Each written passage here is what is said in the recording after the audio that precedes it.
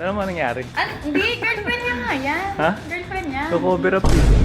Okay. Basahin mo. Huwag na, kasi baka mamaya mapapanood to ng girlfriend. Feeling ko mas mahal mo to. Opo. Ha?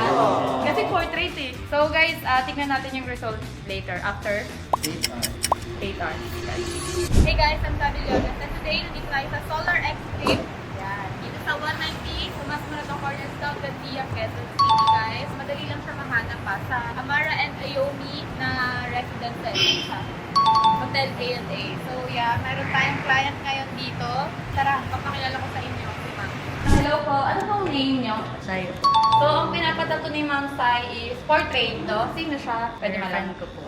Girlfriend! Girlfriend ni Ma'am, tapos si Koromi. Favorite Favorite. anime niya po. Wala namang i-cover up dyan, Renard. May cover up po sa taas na po. So, si Renard nga pala yung gumagawa nung tattoo ni Ma'am Sai. Mga ilang oras kaya yan? Aabot siguro ito ng 8 hours. Pakita natin yung i-cover up.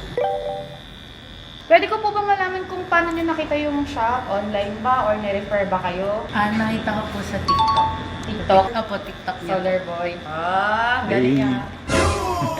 Ano ba yun? Ang ginawa mong cellphone. Prefer mo talaga siya, si Renard. Opo. Kahit sino po sa inyo magaling naman po lahat. Dapat kay mama tinutok, hindi sa akin. Ano mo nangyari? Ano? Hindi, girlfriend niya nga yan. Ha? Girlfriend niya. Cover up eh. Okay. Basahin mo. Huwag na, kasi baka mamaya mapapanood to ng girlfriend niya. Nakakahiya. Okay na yan. Ang importante, meron ng bago. Tsaka mas, feeling ko mas mahal mo to. Opo. Ha? Kasi portrait eh. So guys, tignan natin yung result later, after 8 hours. 8 hours, guys.